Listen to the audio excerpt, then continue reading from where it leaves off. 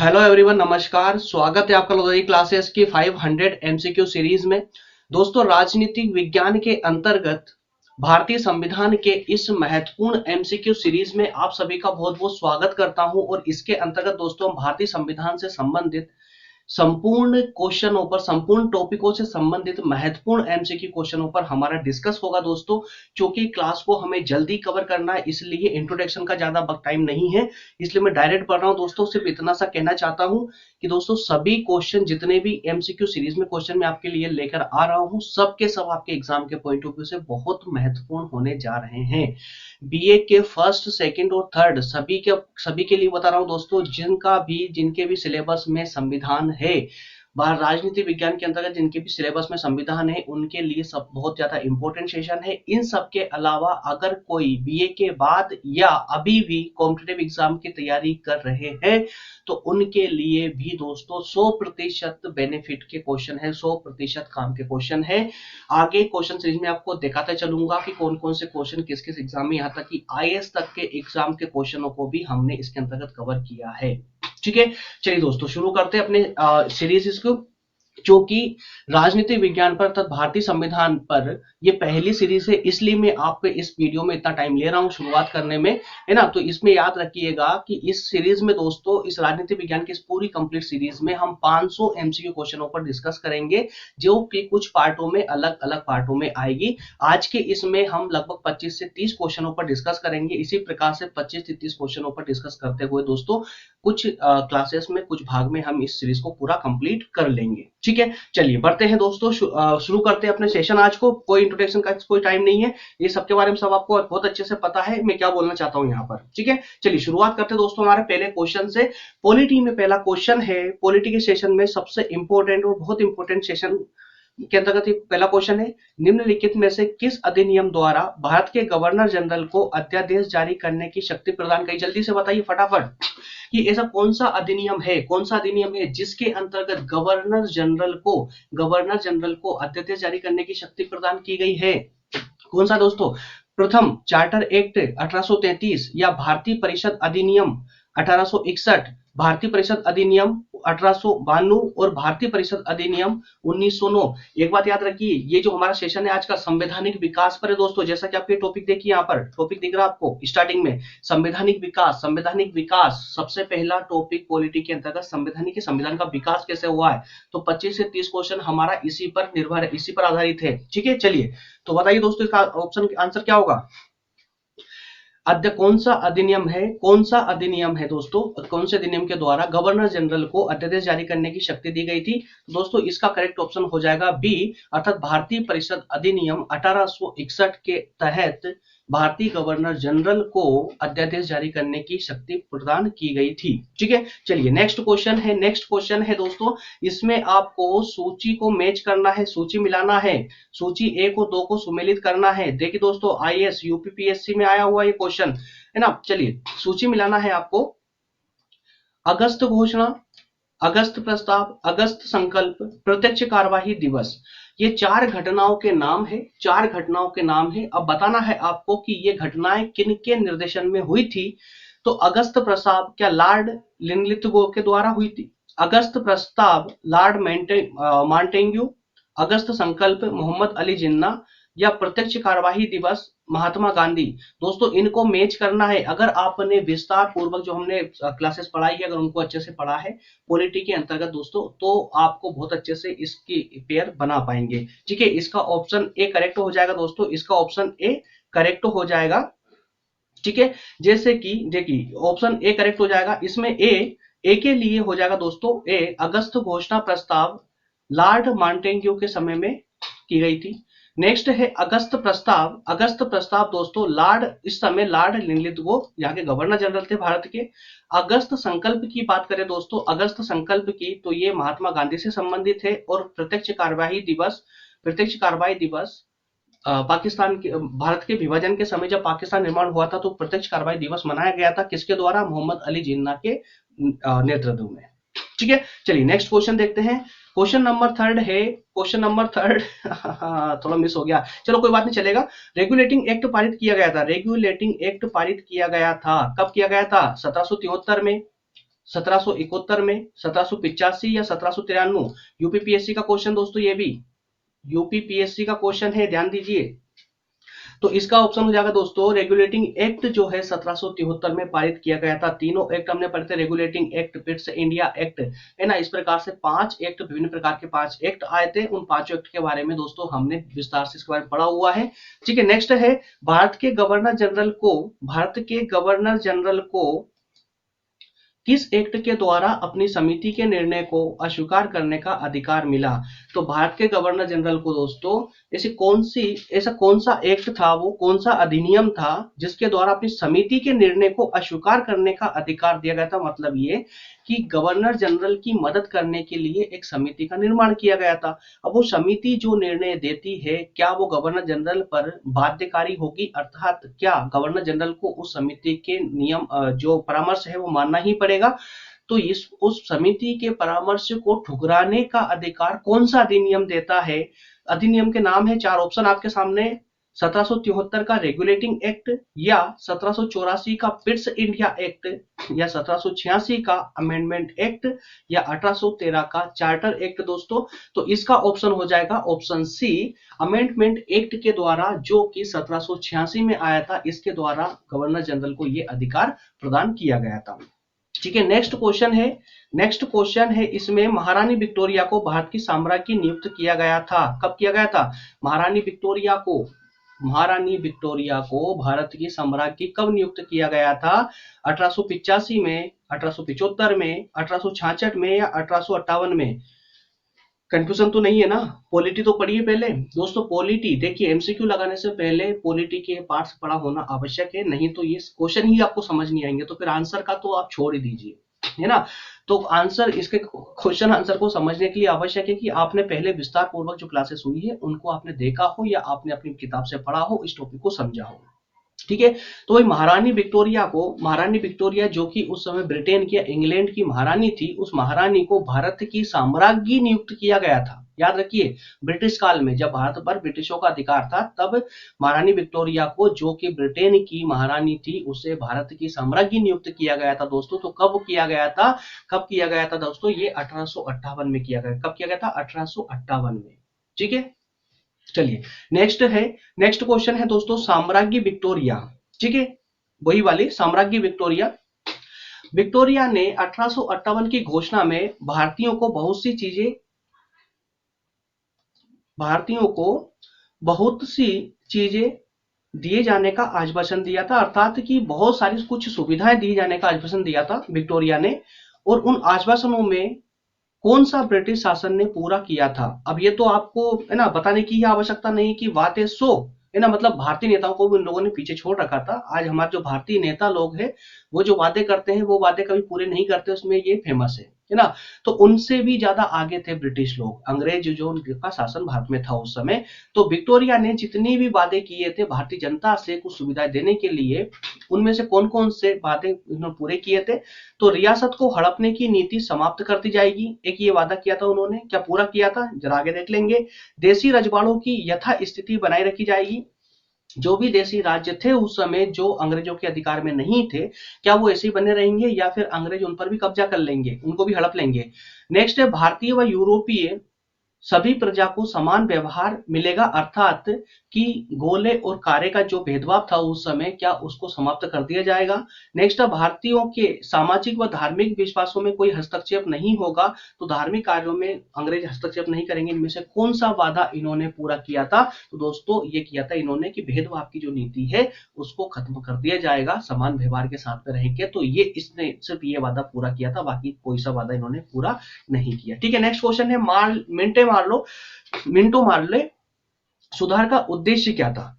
Minto मार्ले सुधार दोस्तों, Minto इस समय गवर्नर थे। देखिए, मिंटो मार्ले दो अलग अलग व्यक्ति थे, एक व्यक्ति नहीं था। मिंटो जो थे उस समय गवर्नर जनरल थे, और मार्ले जो थे दोस्तों, मार्ले थे उस समय उनके सचिव। ठीक है, भारत सचिव। तो इनका उद्देश्य क्या था?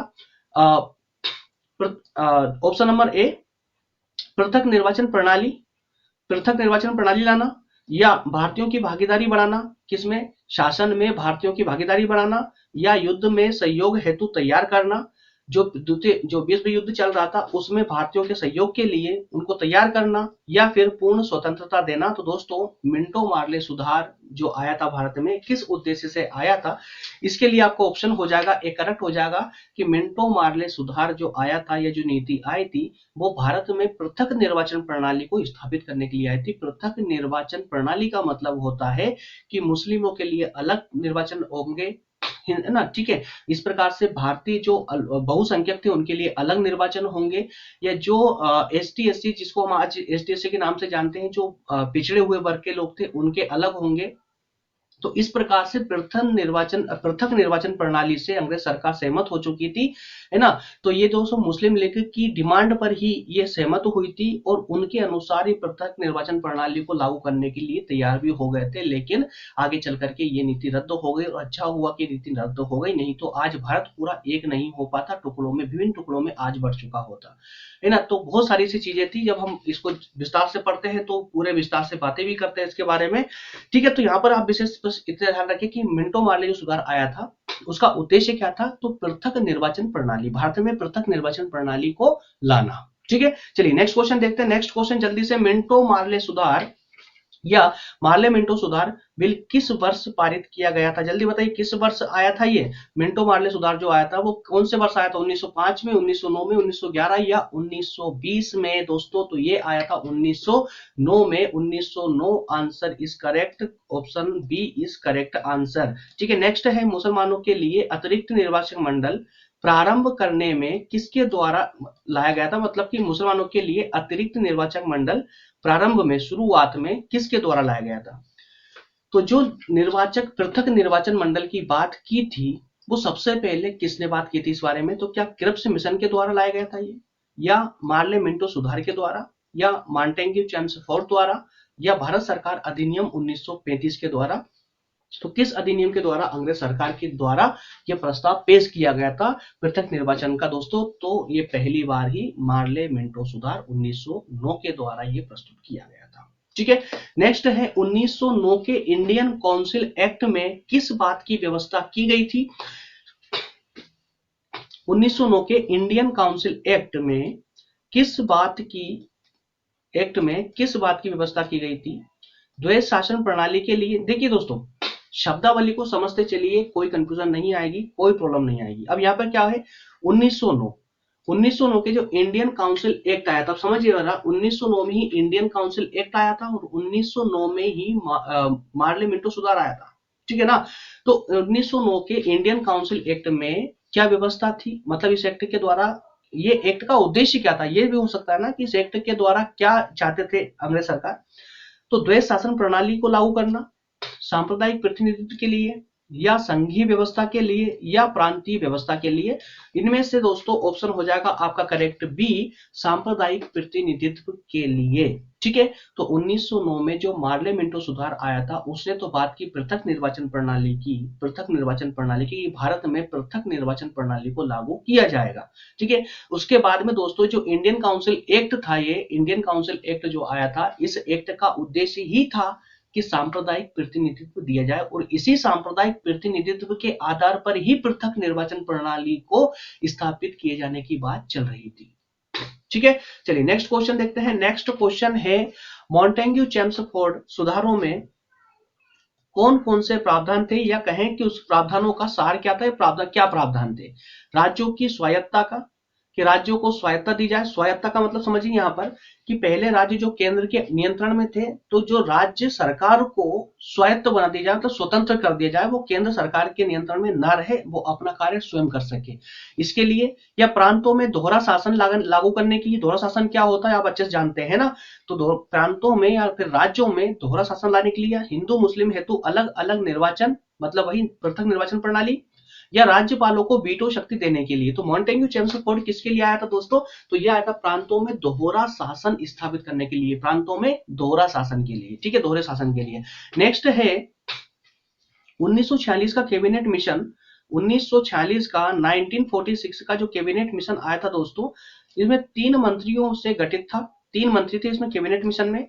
उसमें कौन कौन इसके सदस्य नहीं थे, तो 4 नए नाम दिया गया है, इनमें से 3 इसके सदस्य थे कैबिनेट मिशन के, 1 नहीं थे, वो कौन नहीं थे, क्या option A Lord Patrick Lawrence, या B A V Alexander, C Sir Stafford Cripps, या लॉर्ड एमरी।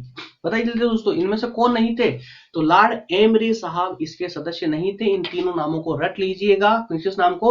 लॉरेंस अलेक्जेंडर और क्रिप्स को। लॉरेंस अलेक्जेंडर और क्रिप्स को। जो ये क्रिप्स है इसकी अध्यक्षता में ही ये मिशन आया था, जिसका नाम था कैबिनेट मिशन। ठीक है, चलिए नेक्स्ट है कैबिनेट मिशन योजना में कैबिनेट मिशन योजना के विषय में कौन सा सही नहीं है, इसमें आपको गलत ऑप्शन चुनना है। कैबिनेट मिशन योजना में कौन सा कथन सही नहीं है? प्रांतीय समूहीकरण, भारतीय सदस्यों वाला अंतरिम मंत्रिमंडल, पाकिस्तान की स्वीकृति, या संविधान निर्माण का अधिकार। चलिए बताइए दोस्तों, कैबिनेट मिशन में इनमें से 3 सही है, एक गलत है। कौन सा गलत है इसमें? तो दोस्तों पाकिस्तान की स्वीकृति कैबिनेट मिशन ने रिजेक्ट कर दी थी। मुस्लिम लीग के द्वारा जो पृथक पाकिस्तान की मांग की जा रही थी, उसे कैबिनेट मिशन ने स्पष्ट रूप से कांग्रेस के दबाव में आकर के और अस्वीकार कर दिया था। ठीक है, तो पाकिस्तान की स्वीकृति को नहीं अपनाया था कैबिनेट मिशन में। बाकी तीनों कार्य थे कि प्रांतीय समूहीकरण हो अर्थात कि सभी प्रांत केंद्र के नियंत्रण में होंगे, अधिकार में होंगे, पूरा भारत एक समग्र होगा। इस बात पर मान गए थे अंग्रेज सरकार। भारतीय सदस्यों वाला अंतरिम मंत्रिमंडल होगा। जो मंत्रिमंडल जो सरकार होगी वो भारतीय सदस्यों के द्वारा निर्मित होगी अथवा कांग्रेस के द्वारा निर्मित होगी। इसके अलावा संविधान का निर्माण का अधिकार भी जो है इनको दे दिया गया था। ठीक है, चलिए नेक्स्ट क्वेश्चन, भारत का संविधान लागू होने तक स्वतंत्रता के पश्चात इसका शासन किसके अंतर्गत चलाया गया? दोस्तों इतना प्यारा क्वेश्चन है, सोचिए जरा कि भारत का संविधान लागू होने तक, जब तक भारत का संविधान लागू नहीं हुआ था, देखिए 1947 में तो देश आजाद हो गया है ना, लेकिन हमारा संविधान बन के तैयार हुआ था 1950 में। ठीक है, तो दोस्तों ये जो बीच का गैप था, ये बीच के गैप में सरकार किसके द्वारा चलाई गई थी? किसने? क्या अंग्रेजों ने चलाई थी या फिर भारतीयों ने चलाई थी? और भारतीयों ने चलाई थी तो किसने चलाई थी सरकार, है ना? तो यही क्वेश्चन पूछा गया कि भारत का संविधान लागू होने तक, स्वतंत्रता के बाद इसका शासन किसके अंतर्गत चलाया गया था? तो ऑप्शन ए है भारतीय नेताओं के परामर्श से बने कानून द्वारा, या ऑप्शन बी इंग्लैंड के संविधान के अनुसार, ऑप्शन सी 1935 के भारत सरकार अधिनियम के अनुसार, या उपयुक्त में से कोई नहीं दोस्तों। तो ये निसंकोच बिल्कुल निसंदेह है 1935 के अधिनियम के द्वारा ही चलाया गया था, क्योंकि आज भी दोस्तों हमारे संविधान में अनुच्छेद, सबसे ज्यादा अनुच्छेद अगर किसी अधिनियम से लिए गए हैं तो वो 1935 के भारत सरकार अधिनियम से ही लिए गए थे। ठीक है, जो ब्रिटिशों के द्वारा यह अधिनियम आया था उस समय भारत में। ठीक है, नेक्स्ट क्वेश्चन है भारतीयों को वर्ष 1947 में सार्वभौम सत्ता सौंपने की योजना निम्न में से किस नाम से जानी गई? मतलब ये कि 1947 में जब भारत को आजाद किया गया था, तो भारत को जो सार्वभौम अर्थात की संपूर्ण सत्ता सौंपने की जो योजना बनाई गई थी, वो किस नाम से जानी गई? डुरंड योजना के नाम से, मिंटो मार्ले सुधार के नाम से, माउंटबेटन योजना, या वेवेल योजना? दोस्तों तो इसमें माउंटबेटन योजना के नाम से ये जाना गया था, क्योंकि माउंटबेटन ने ही भारत का विभाजन किया था। ये भी आप याद रखेंगे। ठीक है, और माउंटबेटन ने के द्वारा ही दोस्तों इस प्रकार का एक प्रस्ताव भी पेश हुआ था, और ये संसद में, ब्रिटेन की संसद में जो चर्चा हुई थी उसमें अहम भूमिका थी माउंटबेटन की।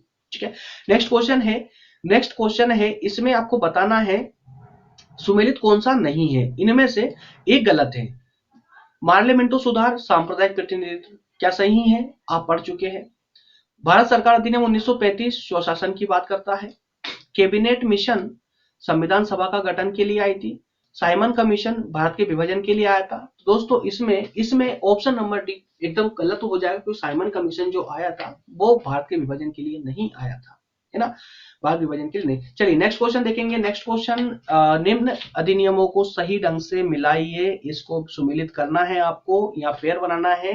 कौन सा सही होगा? देखिए, भारत सरकार अधिनियम जो 1919 आया था, किस उद्देश्य से आया था? कि प्रांतीय स्वायत्तता के लिए आया था, या सती प्रथा का अंत करने के लिए, या प्रांतों में द्वैत शासन के लिए, या सांप्रदायिक निर्वाचन के लिए, या फिर ब्रिटिश शासन शक्ति में आया था दोस्तों? तो भारत सरकार अधिनियम 1919, भारत सरकार अधिनियम 1935, मिंटो मार्ले सुधार 1909 और भारत परिषद अधिनियम 1861 और अधिनियम 1858, इन सभी के उद्देश्य दोस्तों आपको ये ऑप्शन नंबर बी इसका करेक्ट हो जाता है। ऑप्शन नंबर इसका बी करेक्ट हो जाएगा, अर्थात कि ए भारत सरकार अधिनियम 1919 प्रांतों में द्वैध शासन से संबंधित है। भारत सरकार अधिनियम 1919 जो था दोस्तों ये प्रांतों में द्वैध शासन से संबंधित है। इसके अलावा इसके भारत सरकार अधिनियम 1935 प्रांतीय स्वायत्तता, प्रांतों को स्वायत्तता प्रदान करने से संबंधित है।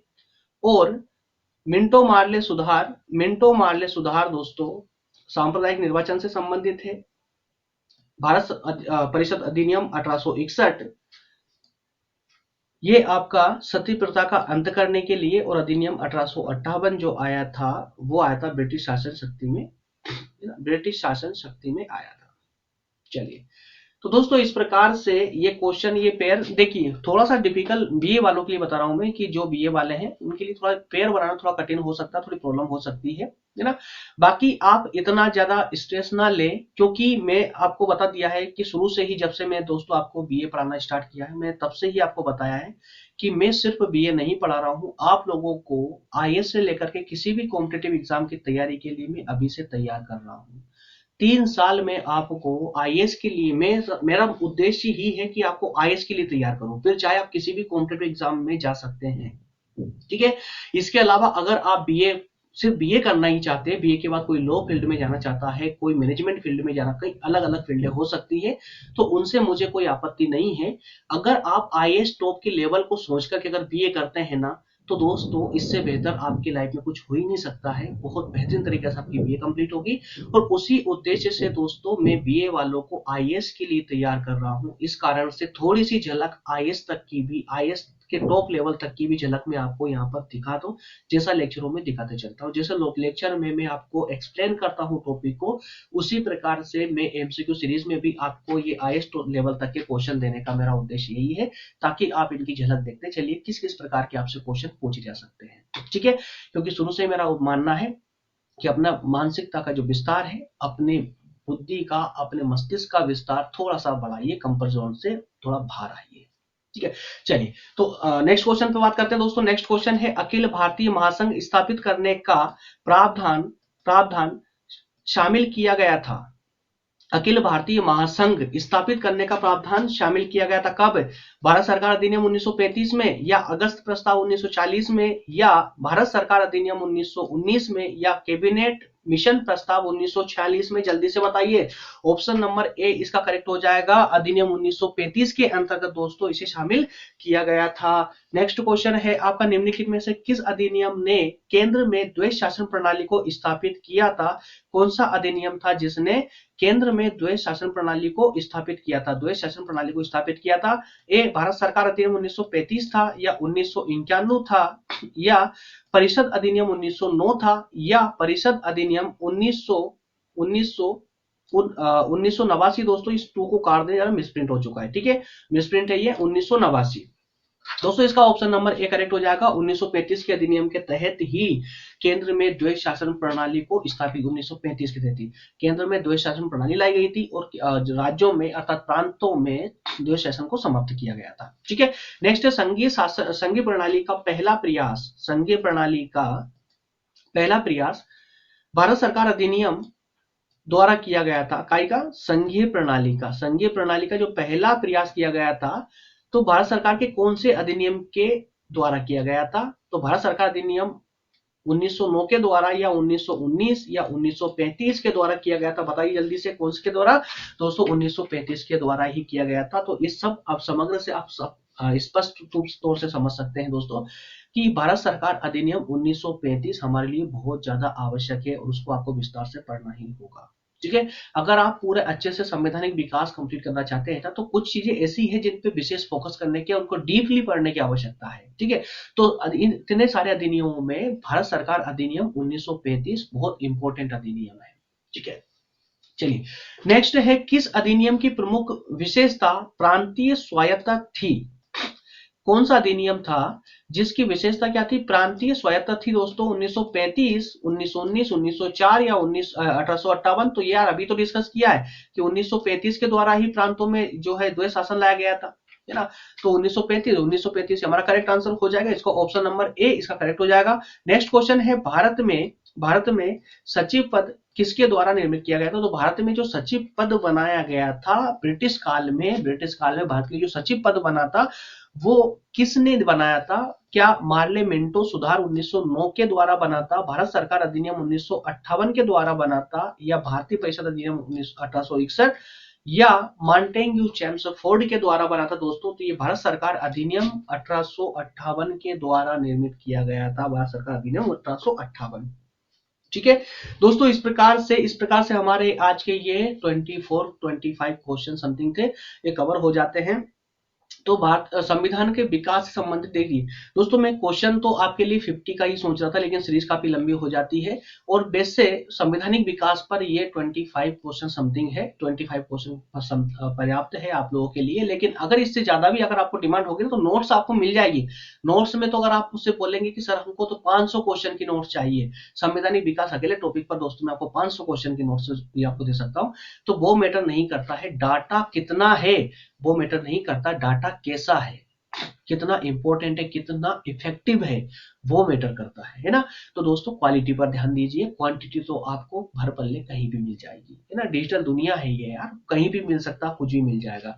क्वालिटी पर विशेष फोकस कीजिए आप लोग, क्वालिटी मिलनी चाहिए। आप पढ़ रहे हैं, किताबें हजारों आपके पास हो सकती है, लेकिन वो सारी हजारों किताबें सबके सब आपके काम नहीं आएगी, बल्कि उसमें से एक किताब का जो एक टॉपिक होगा ना, वही आपका काम कर जाएगा, है ना। इसलिए विशेष बात ध्यान रखें कि जो आपके लिए उचित है उसी को अपनाएं, अनुचित तो आपके रास्ते में बहुत सारी चीजें आएंगी। ठीक है दोस्तों, मिलते हैं नेक्स्ट क्लास में, तब तक के लिए आप सभी का बहुत बहुत धन्यवाद। नेक्स्ट क्लास में दोस्तों हम बात करेंगे संविधान की इस सीरीज को आगे बढ़ाते हुए संविधान सभा पर। ठीक है, तो संविधान सभा पर नेक्स्ट एमसीक्यू सीरीज हमारी आ जाएगी और प्रयास यही रहेगा कि आज ही 2 क्लासेस आपके लिए कर दी जाए, कंटिन्यूअसली कर दी जाए। तो दोस्तों मैं इसी क्लास में लगाऊं, बस 5 से 10 मिनट का ब्रेक लेकर के और सिर्फ एक चाय वाय पी करके और वापस आकर के आपका सेकंड क्लास भी रिकॉर्ड कर रहा हूं मैं भी। ठीक है, चलिए मिलते हैं नेक्स्ट क्लास में, तब तक के लिए आप सभी का